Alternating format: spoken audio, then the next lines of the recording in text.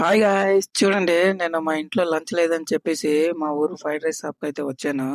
చూడండి మీకు షాప్ చూపిస్తాను. ఇలాగుంటది మా ఊర్లోని షాపులో. మొత్తం అన్నీ కలిపి చూడండి ఇక్కడ కోళ్ళు కూడా అమ్ముతారు. ఇతనే మా ఫ్రైడ్ రైస్ ఓనర్ చూడండి. ఇతనే చెఫ్ చూడండి చాలా స్పీడ్‌గా చెయ్యి అటు ఇటు కలుపుతున్నాడు కదా! అయితే నేను ఫ్రైడ్ రైస్ చెప్పేసరికి నేను బిజీగున్నాను. మీ చికెన్ మీరే కోసుకోండి అన్నాడు. నేనైతే కోస్తున్నాను చూడండి.